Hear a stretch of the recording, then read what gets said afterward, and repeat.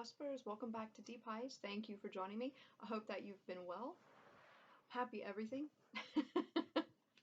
All right, let's get started. Let's start with an overall energy. Let's check the frequency here. You know, we are winding down the end of the year. What a year it's been. All right, let's see. What do we have for my cusper? We have two. On the bottom of the deck, we have delight, happiness. I always think of the Six of Cups when I see this card. It's card 19, which is the sun, happiness. And of course, the frequency of delight supports our capacity to create and experience feelings of intense joy and happiness. And I think that's important, that it's our capacity to create and experience, because we can be in a situation but not be able to experience, right? You know, and having the place and space within us for joy and creating that with other people. And I think that it's important. It's easy to, I mean, this is Deep Heights, and, you know, you watch my channel, you're familiar with kind of the mood, or, you know, it's easy to get caught in these darker depths. I'm always a little bit more comfortable in the dark at night. I'm a creature of the night. I am a cusper, you know, it suits me and my nature. And sometimes, you know, a bright, sunny, warm day isn't always welcome. I like the cold, I like the rain and the clouds and the thunder, and you know, that's just me and who I am as a person. And it's important to experience the sunshine as well and delight in other ways of being. Okay. So the two cards that have come out are Magic and Gaia. And here with this delight card, I do feel like it's really speaking to these energies of creation, of being able to create that space within yourself where you can experience this joy, and what magic is and what happiness is. You know, magic is not always the easiest word to define, you know, and what we consider magic. You know, that it's a spark, that it's life, that it's something that we can't explain. And you know, it's, for me, magic is an acorn, you know, that's planted into the ground and becomes an oak, you know, and produces, you know, hundreds of thousands of acorns in its lifetime.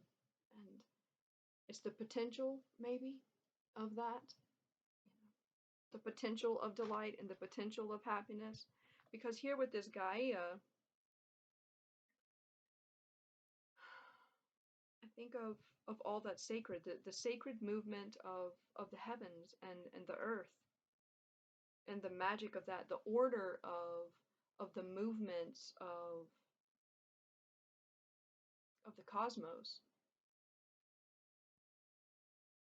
and the delight in that. Because it's dark in space, right? I would be I'd be right at home.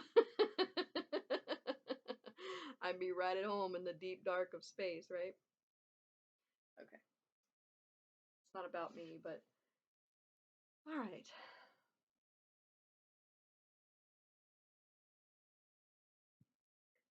You know, I feel like it's a little bit of a looking back as well, you know, and kind of seeing the beauty in it, seeing the beauty of the unfolding of your life up until now, and the magic of that, the magic of you as a spark of life, as you being the acorn, and you having been planted as a seed and birthed in the earth and in the cosmos, and how you've grown inward, right? That inward expansion. and that outward, how you've grown and become in the world and taking delight in that. There's something about letting some sunlight in, though. Something about letting some sunlight in. Let's see. I have a few decks out here.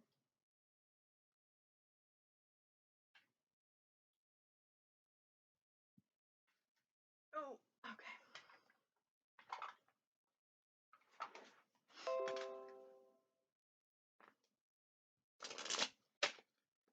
All right. Let's see what's going on for you, Cusper. This magic of the now, this delight in the now, the delight in life, the delight in the sun.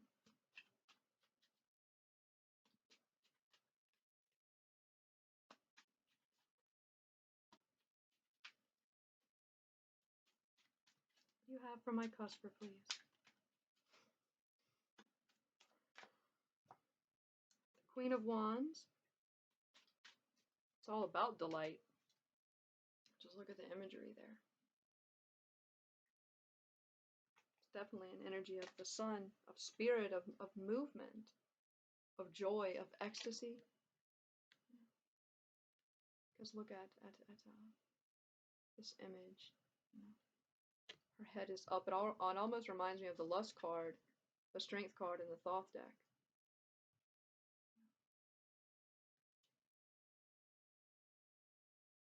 And it's the Queen of Wands, and it's this more passive energy, but it's passive, but it's not passive, of existence, of being a part of that dance, the dance of life.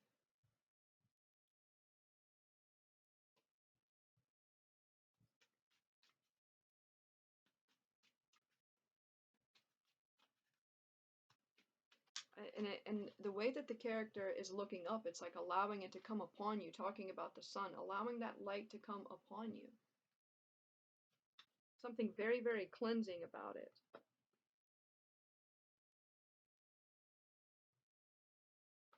We have the Moon and the Seven of Wands card.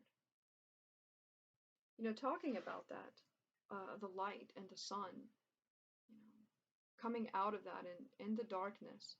There's a scorpion here on this moon card. These depths of Scorpio. The darkness, because it is a fixed sign, and it can get stuck. I know quite a few Scorpios. Scorpionic energy can be very moody, very broody, very prone to stewing in its own little poisonous bubble. And the Seven of Wands is like having to fight that off. It's almost like an insanity with the moon about always, I can't always stay to myself in my own thoughts because, I might be crazy. It's important to have the sun. It's like it burns away something about it. It's like it burns away all that's false. It burns away the poison, the fumes somehow. Fighting off stagnancy, because you can become stagnant. I know.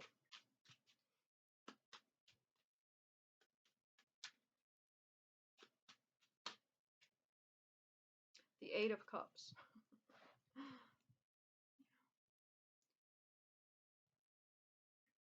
The stagnant passivity where, you're in that little bubble and it just like pestilence. Nothing can grow in it.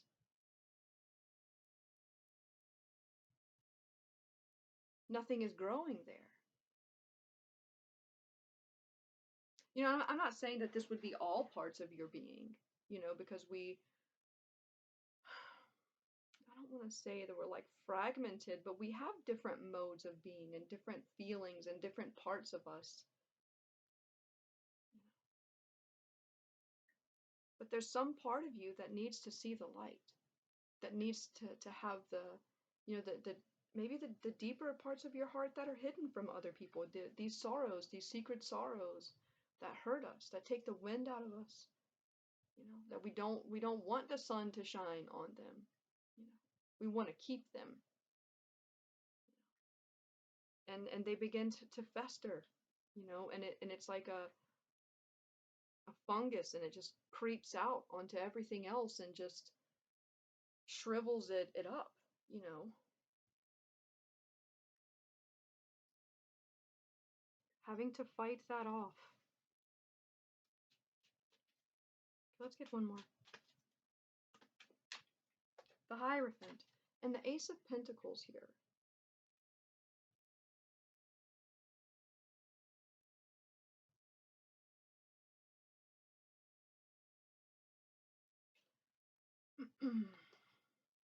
Three of Pentacles behind that, and the Eight of Pentacles, then the Wheel. You know, this is Taurus. This is earthy Venus. Taurus is a fixed sign, and think of being very grounded, but this card here, it's like you're gonna have to almost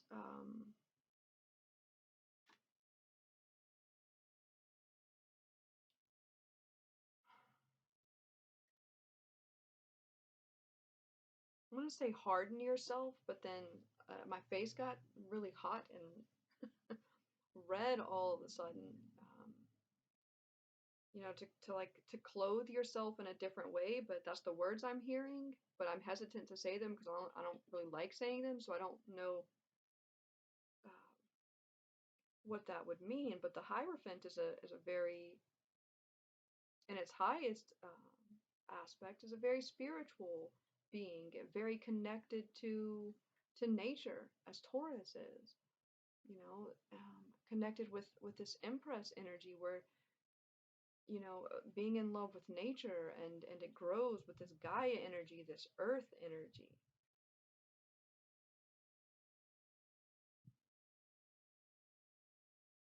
But I don't really like the outfit there.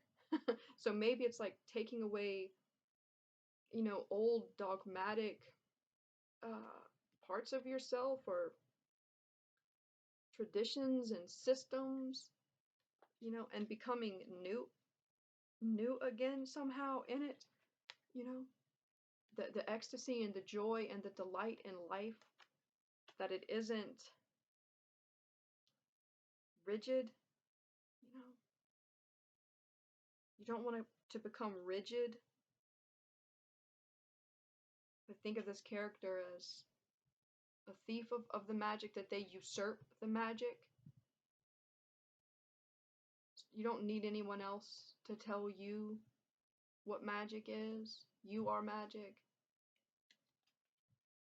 The magic is upon you in your relationship with it, with life, with the sun, with the cosmos, with the movement of that. That the magic is the joy, the release from that, the coming up out of that, the coming up out of darkness.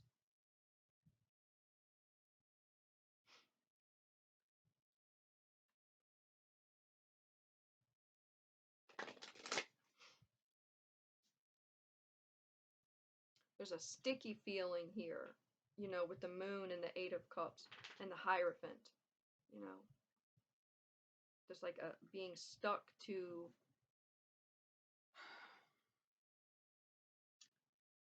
I don't know. I guess it would be different really for everybody, but these old ways of being, and relating, and feeling, and needing to break out of rhythm. I think of Tessarian, where he had talked about in Dune, actually, when they talk about when you're out there in the deserts of Arrakis, that you must walk without rhythm, to walk without rhythm. And that's how you're created new again. And this delight, because something that's predictable, you know, your sorrow is predictable, your melancholy is predictable. It's keeping you stuck in a rut and you can't go left or right. You're just stuck here, buddy. Go back up here. Oh, come here, baby. I'm sorry. Come here, darling. Sorry. You're stuck in a rut, you know? Okay. Bless you.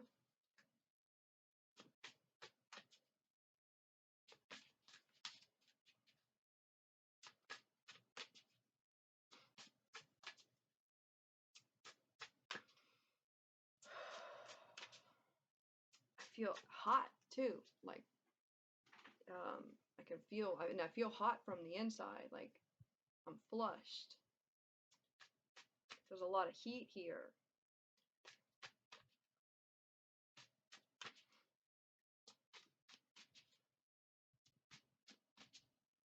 So what do we have? How can we better understand this? How can the arousing, this gate 51, this shock. I've never seen this card. Arousing empowers the direction of love. Interesting. So arousing empowers the direction of love, the shock of life, right? The shock that shocks you out of the stagnancy. It could be love, you know. So the card that had come out here, the card that came out is the retreat card, this gate 33, this privacy, the revelation of secrets. And I feel like you've been in maybe this mode of retreat, this mode of withdrawal.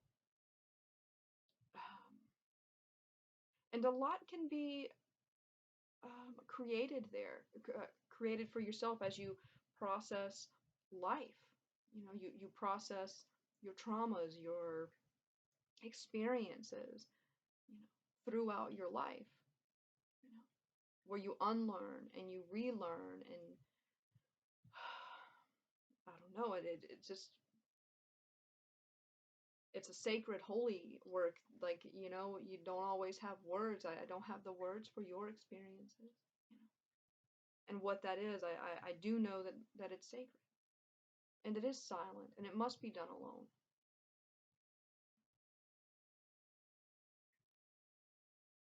Yeah, this active withdrawal and the transformation of a weak position into a strength. Wisdom and experience is shared through the voice of remembrance. That's interesting, you know, talking about reflecting on the past. Definitely. And it's alone, you know, there's this character here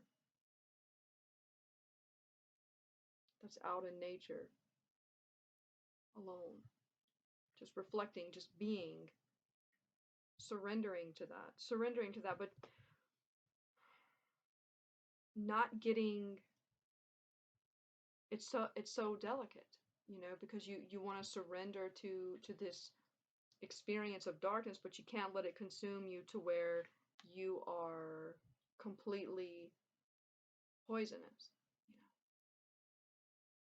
that you're stuck in murky water. It's a swamp, it's a pond, it's a bog, you know, that you're having to fight that off, those energies within yourself. But here with the arousing, the ability to respond to disorder and shock through recognition and adaptation, the competitive power and drive to leap into the void first. Getting out of that, coming out of that. This competitive power, because the Queen of Wands energy is very competitive. It's a sexual energy as well, but not sexual. It would be, not in a gross way, a lusty, pervy way. You know, there's nothing wrong with passion and enthusiasm and joy and delight. Delight in the joy of touch in the body and in sex and making love, the experience of that. You know, not in a hedonic, you know, orgiastic kind of way, but, you know,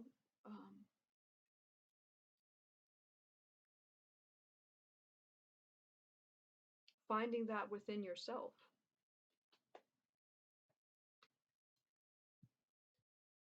Okay.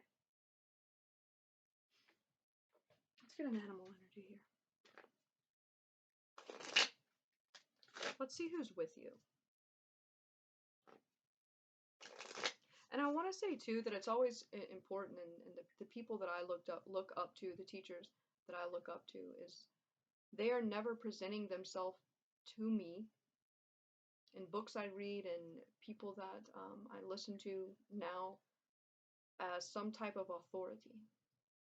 And the moment that someone presents themselves to me as an authority, like I have the way and you don't have it, you're never going to have it unless you do it my way, right? You find this in a lot of churches, a lot of religions.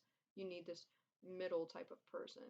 And I utterly reject that premise. There are people who are more intelligent and have more experience and I can learn from, and I do indeed learn from them. I listen, I read, I ask questions, I experience, but you know, not in a foolish way, but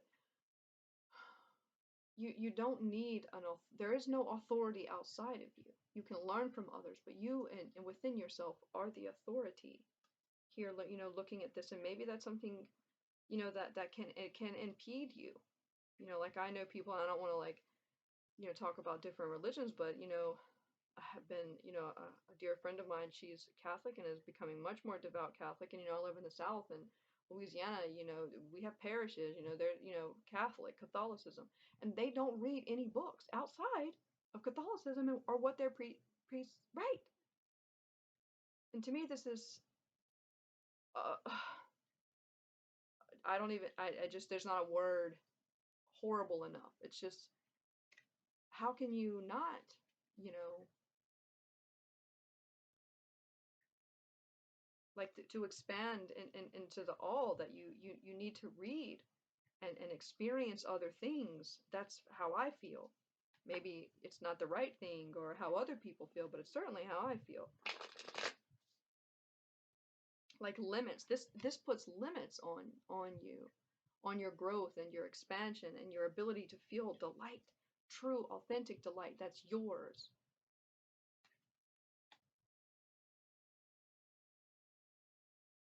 Into a way and a world that you are creating, that you're creating with spirit,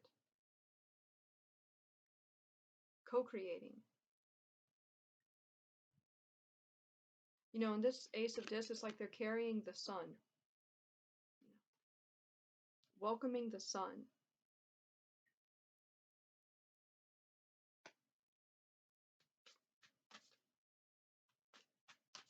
Who is with my cusper?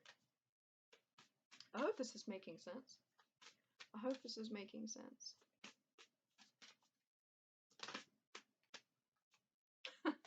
The hyena. You know, and the hyena, this is always a mercurial trickster energy for me, you know, because he's got this moon energy. He's here with this moon taking you onto the dark side, to the wild side, to the very edge of your sanity. And that's kind of where, and you can get stuck here with him. You go out of your mind. You know, you start asking the big, deep questions about the nature of the universe and spirit and yourself. You've got to have something to keep you grounded. You can't forget about the sunlight, you know, right?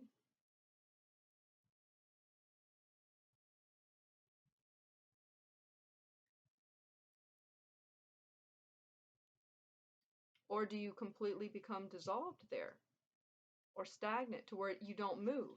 You know, you only always see one side of the moon. It's not like it's, you know, it's moving, right? But it isn't turning on its axis. Stagnant. And the shark is on the bottom of the deck. Hunting. Aggressive. Out for blood.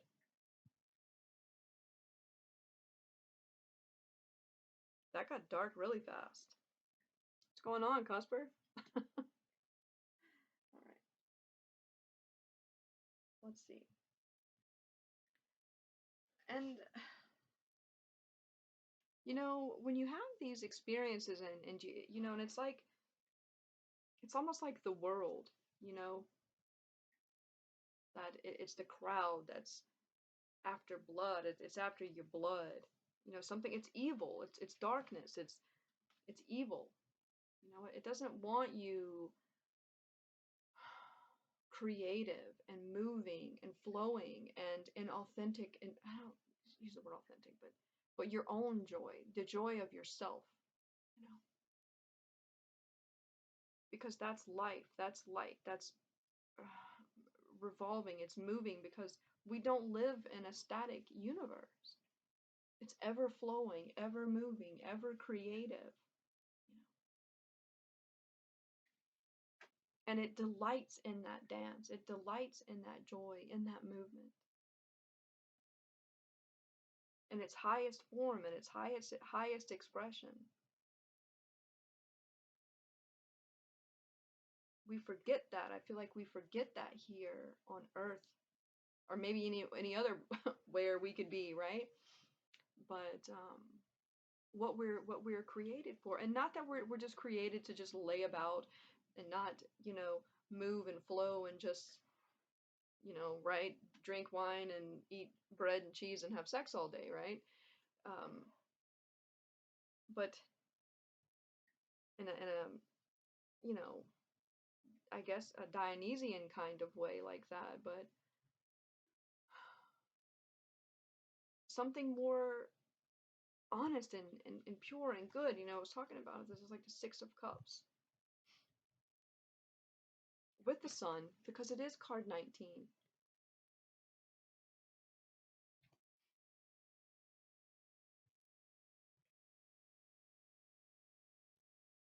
Just thinking, I just watched that movie and just rewatched What Dreams May Come, and I think that movie is so interesting. Just some of the concepts in it, where she's down there in hell and it's all dark and it's all this madness, and you know, it's kind of how this is, and they're just trying to get at you and pull at you, and you know, you lose your mind in there. You completely being completely disconnected from that, from this energy. And but then I think about in C.S. Lewis's The Great Divorce that it's a choice. It's a choice to stay in hell. It's a choice to stay in madness, to let go. You choose delight, you choose joy, creating the space to have those experiences, having the space, wanting the space for joy. You know, I think about depression.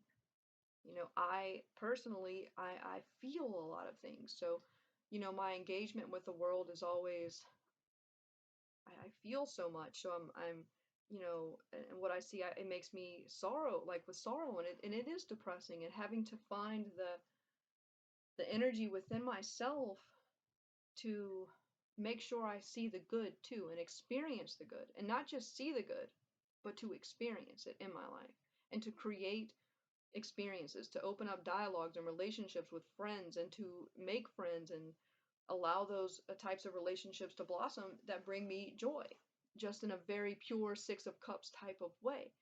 You know, just the delight in being.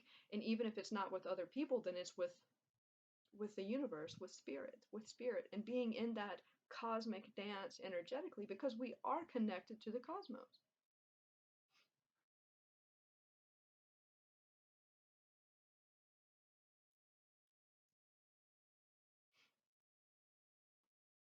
I feel like I'm missing something.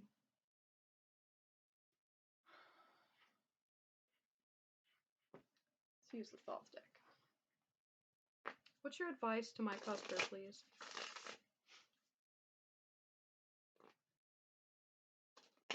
I just think, you know, I think I'm gonna call this reading "Fell on Black Days." You know, that song from Soundgarden.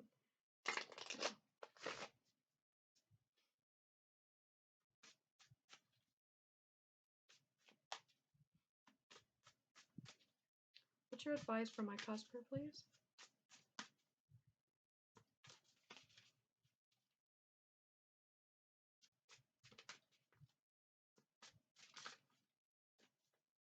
What's your advice for my cusper?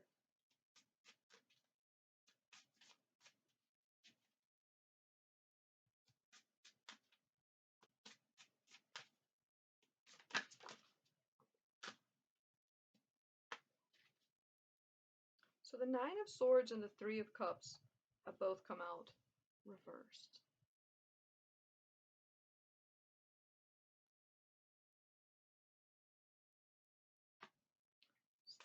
Another one. May I have one more, please? This one wants to come out. And this is the Six of Wands.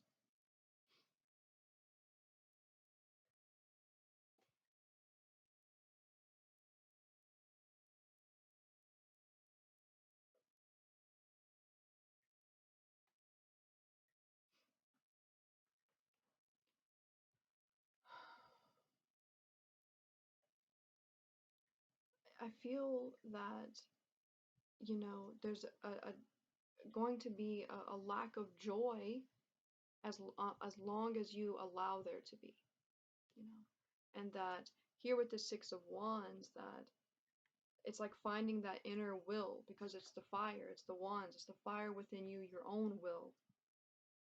And this is Jupiter and Leo, you know, that fire of the heart, that expansive, motivational, joyful, delightful, beautiful fire within you that helps you to rise up and create out of sorrow and sadness and depression and stagnancy.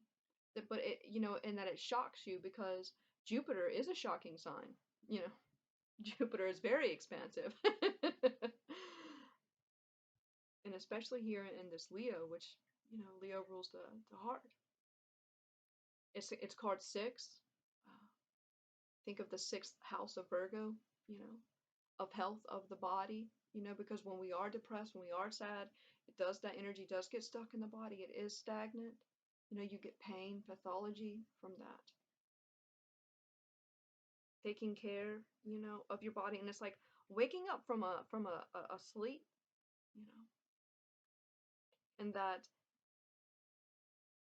I don't want to say no one's coming to save you, because I think that's kind of mean, but maybe it's kind of true. What do? You know, that you are responsible for yourself, for your own happiness, not that other people's actions are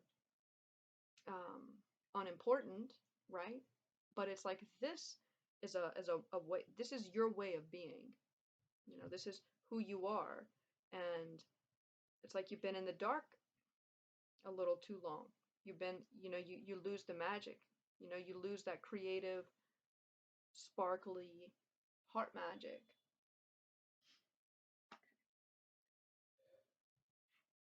All right, let's get a sister and then we'll close. Okay.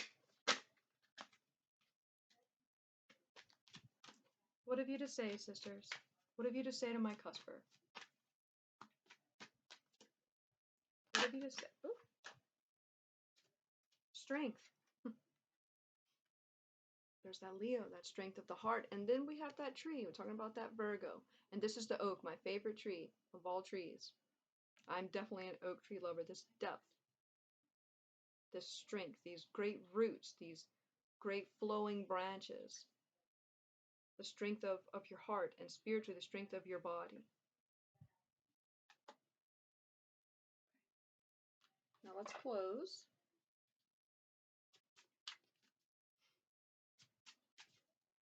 Finding that inner strength, that inner reservoir of strength, seeking the sun, you know, because the trees need the sun, that oak needs the sun. Letting go here has come out, you know, and looking towards the sun. Coming up out of those depths, you know, coming up, you don't have to leave, you know, you don't have to abandon them, you know, but maybe you've been in the roots too long. You need to come out into the branches and be a leaf for a little while and feel the sun in a different way. I think that's really beautiful here. And we have sacred space, which is on the bottom of the deck, and that's definitely, oh, and then we have growth. And look, there's more of this oak symbolism with this acorn, this growth here. How beautiful, you know. But it's like these are the roots, you know. It's like these are the roots, right? And you're getting the water from the soil, and you come up, and you can come up from out of this, but it takes time. You see, it's like if you're right there, you have to come around all of these circles, all this depth just to get around this way. you know, to get up into these, into the branches, into the leaves, so you can feel the sun. You know, you do that synthesis, the photosynthesis. You know, I'm no biologist, but, you know, so, and you can grow. Those acorns is beauty. Anyway, reach for the sun, Cusper. I hope to see you soon.